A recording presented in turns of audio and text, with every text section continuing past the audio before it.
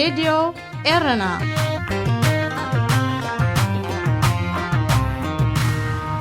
ኣብ ኮንቴይነር ተዓሽጎም ካብ ቤልጅየም ናብ ብሪጣንያ ዝኣተዉ 10 ኤርትራውያን ናብ ሕክምና ተወሲዶም። ህንዲ ኤርትራ ትርከበን 41 ሃገራት ክሳተፋ ዝመደበቶ ወተሃደራዊ ልምምድ ብሰንኪ ኮሮና ቫይረስ ሰሪዛቶ። ባንኪ ዓለም 5.3 ቢልዮን ዶላር ዕዳ ሶማል ክስረዝ ምዃኑ ፍሊጡ። ኣርእስታት ዜና ክትከታተሉ ፀኒሕኩም ክቡራት ሰማዕትና፣ ዝርዝራቱ ይቕፅል። ኣብ ኮንቴይነር ተዓሽጎም ካብ ወደብ ዘብሩክ ናብ ብሪጣንያ ዝሰገሩ 10 ኤርትራውያን ሓተት ዕቕባ ንመርመራ ናብ ሆስፒታል ከም ዝተወስዱ ጸብጻብ ፖሊስ ብምጥቃስ መርበባት ሓበሬታት ሃገር ገሊጸን። እቶም ሓደ ቆልዓ ዝርከቦም ኤርትራውያን ምዃኖም ዝተገልጹ 10 ሓተት ዕቕባ ብሰሉስ 3 መጋቢት እዮም ኣብ ዓዲ እንግሊዝ ወደብ ሆል ኣብ ዝርከብ ኮንቴይነር ዝራገፈሉን ዝጸዓነሉን ንጉስ ጆርጅ ዝተባህለ ቦታ ኣብ ኮንቴይነር ተዓጺዮም ተረኺቦም። ክልተ ደቂ ኣንስትዮን ሓደ ወድን ብህፁፅ ናብ ሆስፒታል ክውሰዱ እንከለዉ እቶም ዝተረፉ ድማ መርመራ ይካየደሎም ምህላው ፖሊስ ዓዲ እንግሊዝ ጠቒሱ። ይኹን እምበር ካብቶም ሓተት ዕቕባ ናብ ሞት ዘብፅሕ ስጋት ከም ዘይብሎም ኣገንዚቡ።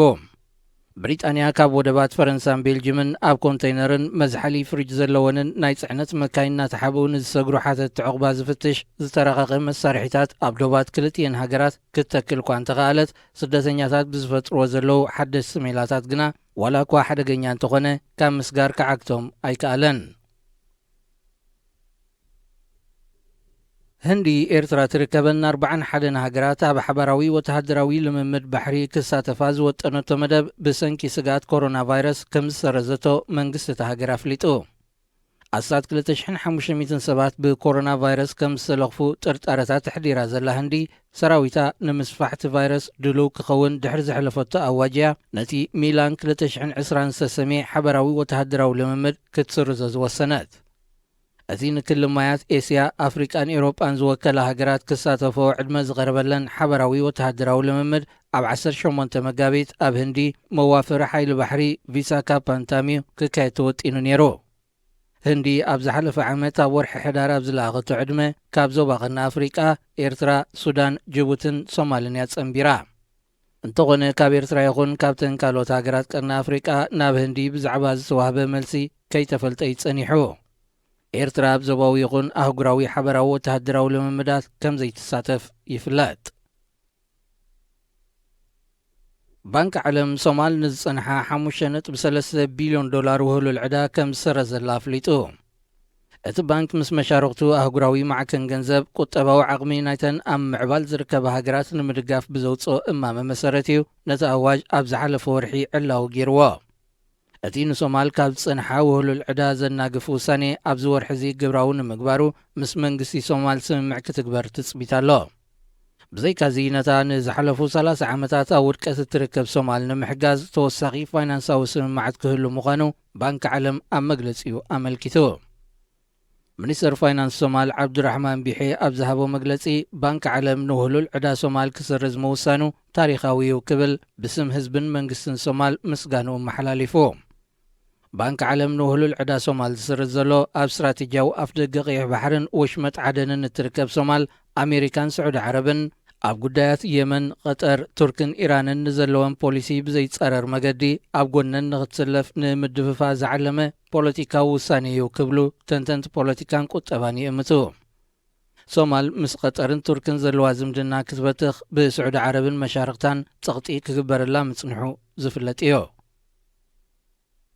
ዜና ኣብዚ ይፍጸም። راديو إيرنا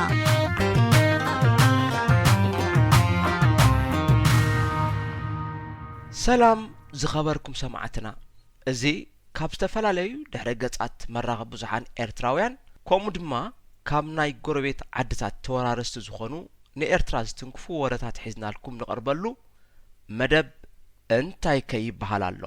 ዝብል እዩ። ምክታልኩም ንዕድም። ዓለም ብዓለማ ሎም ቅነ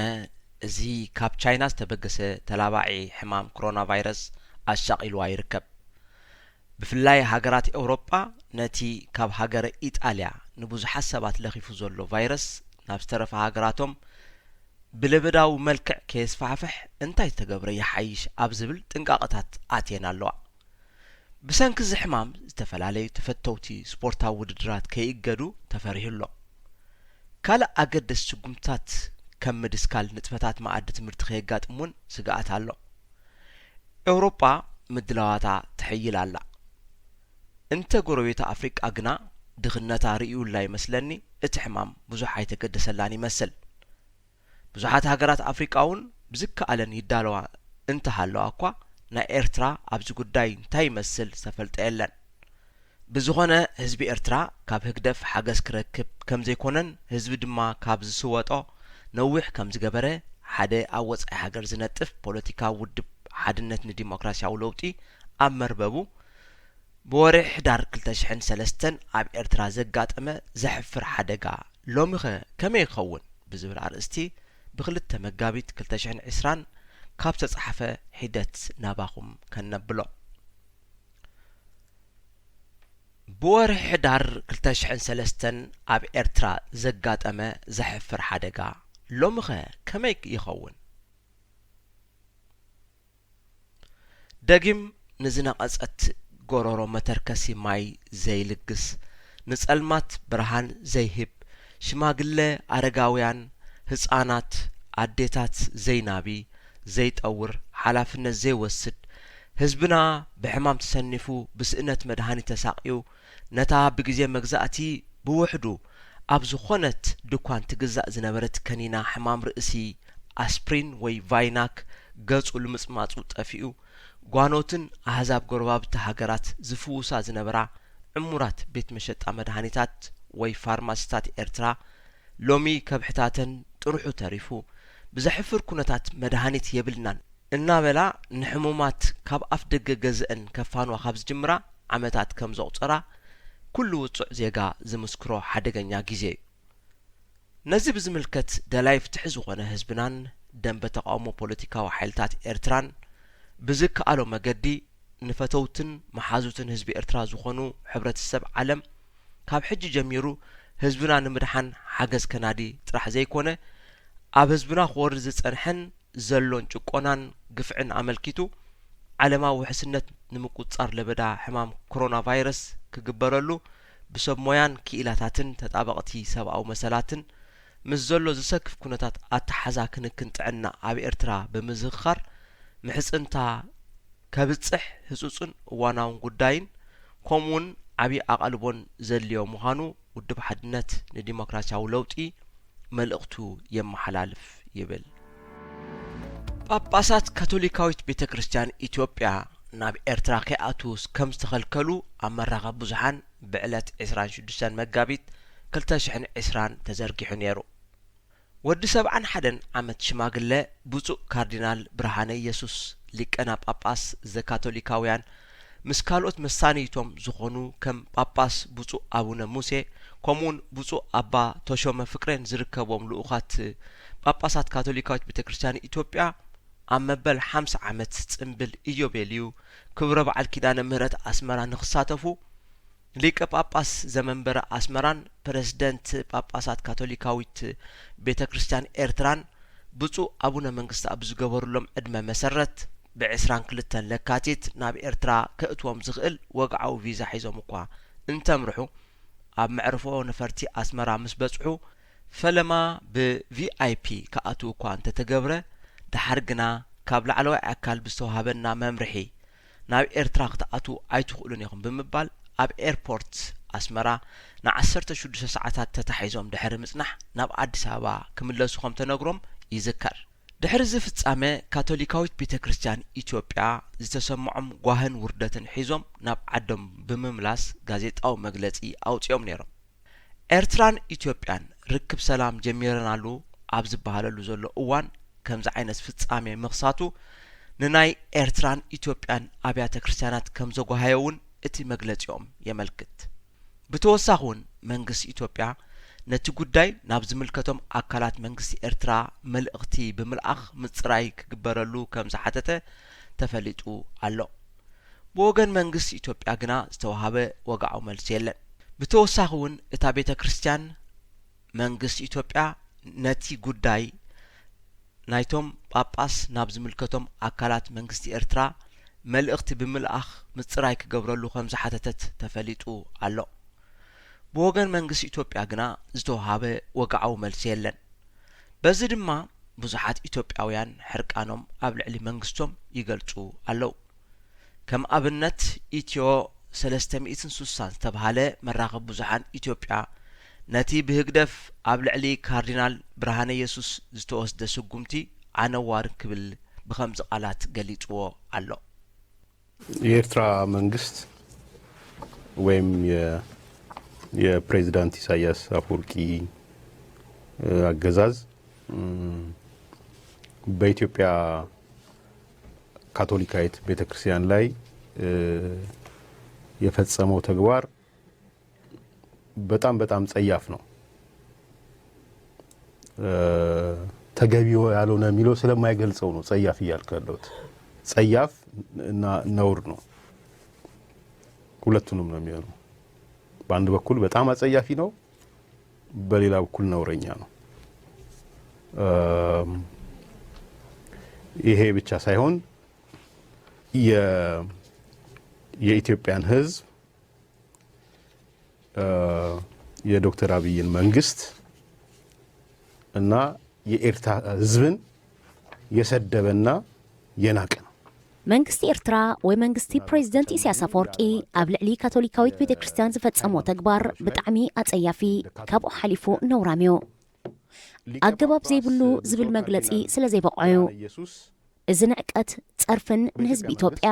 ንህዝቢ ኤርትራ ከምኡን ንመንግስቲ ኣብ ኣሕመድ እዩ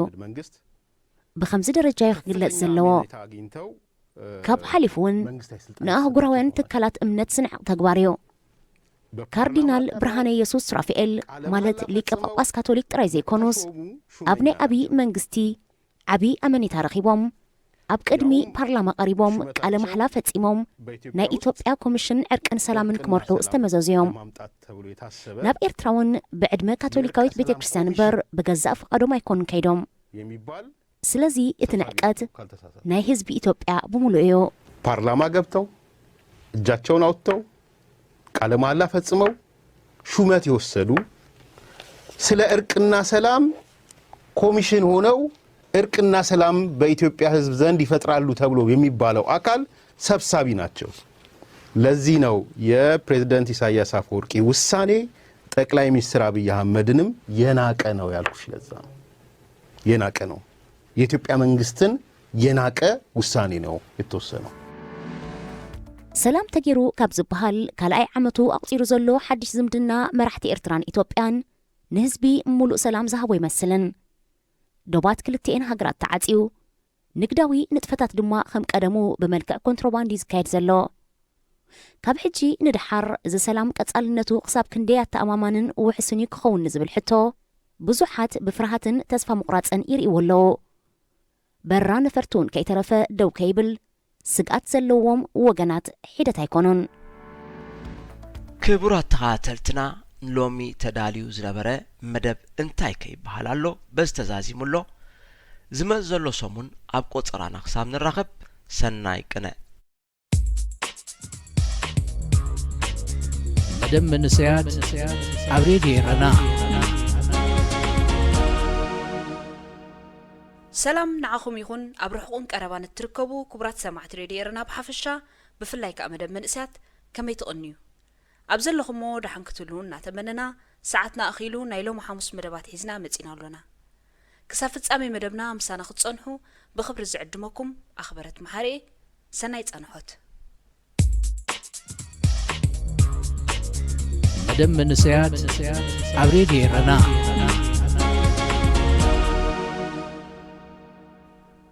ክቡራት ሰማዕትና ንሎም እምበኣር ንሕና ብስደት ኣብ ትሕቲ ዝብል መደብና بعوت منجست أبستتصحفت زت سعري السعر التبل حق أويت زانتا كم أون على ما بيبتي حلا أبتحت زبل مدبنا بزعبا نايزي عمت أب برلين فيلم فيستيفال عوت شلمات جولد بيرز خونت فيلم أدالينا لكم قالونا كتكتاتولونا دقيمنا بخبر نعدم هذه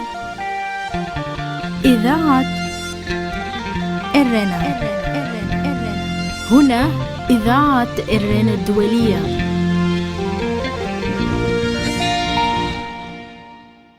እትስተሳዕረዩ ዝስዕር ናብ ቤት ንባብ ክኸይድ ህውኽ ስለ ዝነበርኩስ ብማዕዶ ሰላም ኢሉ ክሓልፍ ሓሲበ ነይረ ሓንሳብ ክጽበዮ ምልክት ገይሩ ግዳ ዶ ኣቢሉኒ ብውሕዱ ብ20 ዓመት ካባይ ዝንእስ ውዑይ መንእሰዩ ዓዊታ ዳርጋ 4 ግዜ ስመይ እናጸውዑ ተጸጊዕኒ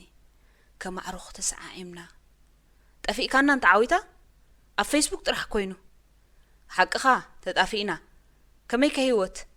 ነቲ ብጫ ዝለኸዮ ጸጉር ርእሱ እናተናኸፍኩ ሓቲተዮ እዞም ንኣሽቱ ስቂሎም እዮም ከብደይ ዝበልዑኒ ኣለና ንምክት ኣብ ርእስቲ መኸተ ሕብ ፈፈው የብለና ስትረስ ጌርናዋ እንታይ ሕቡንታ ሕብ ነጽያትኒ ኣንታ ኸመይ ደኣ እዩ ዝገብር እዊ ማማ ትሙት ፖ ኣብ ፌስቡክ ኣተመክሮኹም ከይተካፍሉና ስቂልኩም ፖለቲካ መንደፍ ክትጽሕፉ ኣልሰልችኹምና ሎምስ እቲ ፖለቲካስ ነቶም ወያላት ዘይተገድፍሎምስ ከበሉ ኣላ ሳሚቺ እዚ ፍቕሪ ሃገር እንዳኣሉ ፖለቲካ ዘዛርበና ንዓበል ሓደ ፍርቂ ሰዓት ከነሕኪ ሒዘዮ ናብታ ኣብቲ ከባቢ ትርከብ እንዳሻሂ ኣቲና ምኽሪ ዝህቦ ሰብ ይደሊ ከም ዝነበረ ካብ ዒንቱ ፈሊጠዮ ሻሂ ኣዚዝና እናተጸበና ብሕቶ ጀሚሩኒ ከመይ እዩ ዝሕብ በጃኻ ኢለካ ማለት ስኪያሮ ኾንካ ባሓኬኒ ድቃስ እኮ ሲኢነ ምስ መን ሒዝካ ሓበሻ ድያ ኣንታ ሓበሻ እምበር ጻዕዳ ደኣ በይናይ ቋንቋ ክትፍቀር ንፍቕርስ ምልክት ጥራሕ እውን እኹል እዩ ኣይ ንዓ ደኣ ከሊምና ኸማ እምበርቲዕና ኣሎ ግንሲ እንታይ እዩ ኸይር ኣኽዋ እንተውዒለ ዓለም ትጽላእኒ ዘላ ፍቕሪ ምስ ሓዘካ ደኣ ኸምኡ እንድዩ እቲ ሰብ እኳ እዩ ዓለም እቲ ዓለም ትበሃል ተጠቕሊላ ኣብ ውሽጢ ሰብ እንድያ ተኣቱ እወህደይ መዓረ እዚ ኩሉ ኤውሮጳን ኣሜሪካንሲ ኣብቲ ሰብ እዩ ዝኣቱ ኢልካዮ ሓቀይ እንዲ ዳዓቕለይ ክትጸበኒ ኣታ ከም ገለ ተኻሲብናስ ምኽኣል እኮ እየ ሲኢነ ክልቴና ኸኣህሉ ክሒዝና ምስታ ካብ ዓለምካ ተዓቢ ሰብ ተባኢስካ ደኣ እንታይ ደሊኻ ወላ ንዓኻ ኸምኡ ይገብረካ ነይሩ ከመይ ደኣ ክንዳኻ ከለኹ ካብ ብርቱዕ ከልቢ ዝብርትዕ ፍቕሪ ሒዝኒ ነይሩ ብገለ ጉዳይ ምስተጓል ምስተባኣስና ንእለታ ዓራት ሒዘ ከምዛ ድኑስ ምብላዕ ሲኢነ ምስታይ ኣቤ ኣደይ እንተለመነት ሓብተይ እንተለመነት እኽልኸይ ተሪኣን እናበልኩ 3 ሓሊፉ ሓደ ዓርከይ ክበጽሓኒ መጽዩ ውጻእ ዲኻ ሓሚምካ ኢሉኒ ኣይኮንኩን ኢልዮ እንታይ ደኣ ዓሶ ኣይኮንኩን እሞ እንታይ ደኣ ድሕሪ ብዙሕ ምጥዋቕሲ እቲ ኩነታት ኣዕሊለዮ ፀሓይ ኣብ ምዕራባ ነታ ጓል ሒዝዋ ናብ ገዛና መጽዩ ምስ ረኣኽዋ ካብቲ ክትበጽሓኒ ኢላ ዘምጻትለይ በናና ጥራሕ 4 በሊዐ ፍትፍት እንጀራ ኸ ሓመድ ገይረዮ እንታይ ደኣ መድሃኒተይ እንድያ ተረኺባ ግዲ ማዘርካ ደኣ እሞ እንታይ ኢላ ኣደይ ደኣ ዝተውዓለትለይን ተሓብተይ ግን ገጢማ ሙትሩስ ገሌላ ለኸይፋትኒ ወህደይ መዓረይ ናይ እኩላ እምበር ከዓ ተሳይልካያ በቃ ሃሃሃ እምባ ሳክቴ ተሸርሽረ እምበር ሕብ ከምኡ እዩ ዝገብር ማለት እኳ እዩ ከምኡ እዩ ሳምቺ ንኹሉ ሰብ ከምኡ እዩ ዝገብሮ እሞ ምስ ዓበኻ ኸ ዓራት ክትሕዝ ማለት ድዩ ኣይውረድ እዩ ምናልባት ስራሕን ካልእ ዋጢጥን ስለ ዝሓዘካ ዓራት ኣይትሕዝን ትኸውን ብዛዕባ ፍቕሪ ግን ሓደ ሓቂ ኣሎ ምስ ትፈትዎ ሰብ ምጽላእ ምስ ዓበኻ እውን ቀሊል ኣይኮነን ሕፅር ብዝበለ ነታ ትፈትዋ ሰብ ነብስኻ ከይጸላእካ ክትጸልኣ ኣይኮነልካኒ እዚኣስ ኣይተረዳእትንን ዓዊታ ድገመለይስከ እቲ ናይ ብሓቂ ትፈትዎ ሰብ ኣብ ልብኻ እውን ሕዙእ ቦታ ኣለዎ ክትጸልኦም ከለኻ እንተላይ ንልብኻ እናሃስኻ ኢኻ ትጸልኦ ምናልባት ካብ ፍቕሪ ንላዕሊ ጽልእ ዝያዳ ሓይሉ የድልዮ ይኸውን እዩ እዋይ ማማ ትሙት እንቋዕ ረኸብኩኻ ኢኻ ኣበያ ትቕመጥ ተቖልዓ ኣብ ስቲልቡርክ ድያ ኣብ ብሬዳ እያ ኪድበል ፀሓይ ከይዓረበት ምስታ ካብ ዓለምካ ተዓቢ ፍቃሪትካ ተዓረቕ ስደት ጽልእ ተሓዊስዎ ቀሊል ብድሆ ኣይኮነን ነፍሲ ወከፍ ብዘይ ፍቕሪ ተሓልፍ ካልኢትካ ክሳራ እያ ንፍቕሪ ብዝምልከት እትሕጊ ፍሉይ እዩ ፍቕሪ ከም ኩናት ኣይኮነን ኣብ ፍቕሪ ዝተሳዕረ እዩ ዝስዕር እዚ ኣይትረሳዓያኻ ኣለካ ዲ ናይ ባቡር ኣለኒ እሻ ኸማን ክድፉዐ ኣብ ሓንቲ ሬስቶራንት ዲጄ ጀሚር ኣለኹ ምልከት ሕጽቦ እናገበረ ፍሽኽ በለ ሕሳብና ኸፊልና ንግዳም ወጻእና ንሱ ባቡር ተሰቒሉ ናብ ብሬዳ ጉዕዞ ጀመረ معدك راح مخادا يكونن أنا ونوشتأي بخمي كاب قيمتا خمزن صهون نحسبكو نابيت نباب قصي أمرحكم كبرات سمعتنا كابزو بمقصال مبقر أبناي لو معامات أب أكاديمي أوارز ترأي فولي ترئيون بزعوتا نايزا عامت أب برلين فيلم فيستيفال عودتي جولد بير سخونت فيلمنينا خنغربلكم نمكتتالكم أقدمنا نمسكن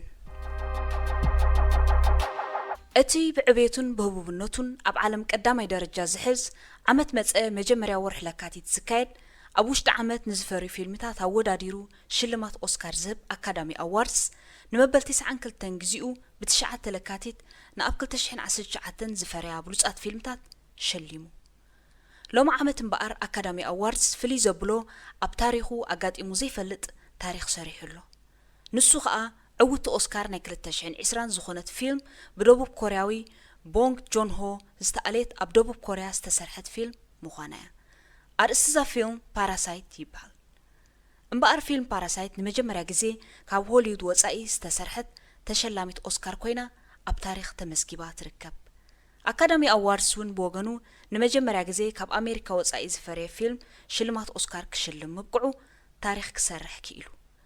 ولاكوا أكاديمي أواردز ببريزيدنت حبرات منقسات أمريكا دونالد ترامب انت تشدن تقاومون تبصحن أبتقنتي غوسغواس نبريزيدنتاو مرجع زكايد زنبره بريزيدنت ترامب what the hell was that about مسدوب كوريا زلنا ناي نقدي زي مسم معك أخل الناس تملسكم كتشلموا لنا يلو نا أكاديمي أواردز أستنعيقو أكاديمي أواردز دقا خمأتوي تدقي منبر أتو كريسي حدا خبتهم أب أوروبا زعبي فيلم فيستيفالات مع ركانسن فينسن زخونة برلين فيلم فيستيفالي أبزي نمبل 7 جزئوس تخايدة برلين فيلم فيستيفال زلع على الشلمات مالت جولد بير إيراناو محمد رازولف سرحة There is no evil بأتبل فيلم كعوته لخيلو إيراناو محمد رازولف ودربعن شمونتن عامت كوينو بزا There is no evil أتبل فيلم نهاجراو تصدت إيران نقف كاتبهايلو زحلف عامت نحد عامت كأسرن كم معي فيلم كأجدن تبينلو بتوسخون كاب كل تشحن 10 شعاتن ندحر كاب عدو مالت كاب إيران كيوتص تأجدو صنيحيو إذا إجدازي بزا أب برلين فيلم فيستيفال استعوتت There is no evil اتبل فيلم راح زي كونه مستقد محجي سرحوز نبرة فيلمتات بمتأسسر مخاني كم سعبينو دما أما قبال شلمات أب كتما برلين أب فيستيفال نمحمد رازولف وكيلو قال زسمعه بروديسر نايتعوت فيلم فارزات باكيو هيوتهم أب حدا قايتيوم أبتا فيلم استواسقو تواسقت دما لعل مسكانا هيبو قالوا نعوت دايركتر محمد رازولف زخونت باران أب فيلم There is no evil تواسي أب منبارا أبوتا شلمات ترخيبا أب مدرخ بمدياب نتساتفتي اتفيستيفال مصوبقا بفيديو كول الرخيباتهم دايركتر رازولف مس قدمات برلين فيلم فيستيفال بقتا أبسترخو باللقوان ملأختنايتا فيلم كم زخبل يقلصو taken responsibility مالت حلفنت موساد يبلك أتسيلو بزعباتهم نحنا أتكبرتي نايبل علينا زمت إزازاتي نايلوم كابت حتى تتنت ننبسهم كارحقوا زفتنو التزنتو فيلم مخانا ينقر رازولف وسيخو نسو بعلو كابت حتى تتنت نتسا زي مخانم كم زأمنن هزبي يخون والكسب نزي أمنولو ناي زي مقبال وساني أب إيدو خمزولون بمبال ينقر دايركتر فيلم There is no evil مستر رازولف عودت فيلم فيستيفال قدمي مرقوحة حدا معالتي مساكايتي برلين فيلم فيستيفال بسكايب أبز قبروك على مللس اتوم 4 زانتاتات أبتا فيلم زلو مسجزا رسو متأسسارات كم زلوهم كابولك أو تمكرو تبقيسو كم زعايهم يقلص قال خاب تمكرو كذكر حدا معالتي أبيت مأسرتن كلخو زمرمراني زنبرسب كاب حدا بانك خوات رئيومو ددحري خا ننوح بقربار حقات الناس عبكو كنتاتو بدقيق ككتاتلو يجمر اتي بيت مأسرتي بقفع زمرمران نزنبر سبأي حجي كم نورمال سب معرخندي طعي يمثل بله حسبكو اب قدمي اتزفلطو سيطان وي ጨካን ሰብ ከም ዘየለ ተረዳእኒ እንታይ ደኣ ዝገብሮ ዘይርዳእ ወይ ዘይምርምር ሰብ ደኣ እምበር ናይ ሎሚ ዓመት ተዓዋቲት በርሊን ፊልም ፌስቲቫል ጎልደን ቢር There is no evil بربعت رئسهم زخالو أبنن نحدحدهم متأسسار زلوهم زانتاتات زتهانصت كوينا أبسعبين نايموت مقصعتي مالت كابيتال بانشمنت ديز بيناليتي أتوكيرا تدسس فيلمئة ناب مدرخ شلمات نيابوها ختقبل زديبت تواسايت باران حقوسا وسن كم زي بلوكوان تقلصت اتشلمات زقبؤو أبوها بأكل زي مركابوغنا قريت أخاب مقلات أيتقطبتن صبصب أهجراويان تطابقتي سبعو مسلات كم زقلصو أب إيران عمتاوي أمايت سبات نايموت مقصعتي تبينلهم كم زموتو يقلص زخبركم تخطاتلتي مدب من إسيات نلوم زدالنا يا مدب كم استخطاتلكم وإنيرو بزقربنا لكم مدب عجيبكم كتكونوا تسفانا جبرنا أم مدبنا زهلوكم حتى يكون رئيتو ويون بتحستاتكم كتساتفوا مستدليو بأدراشنا radioerana@gmail.com كم اون بناي فيسبوك أدراشنا مدب من إسيات أب radioerana بمبال كتلقوا كلنا خم تخلوا بتحتنا نحبركم كسب زمت أسومون مسترفوا مدبات radioerana نحدقكم سنايك أنا راديو إيرنا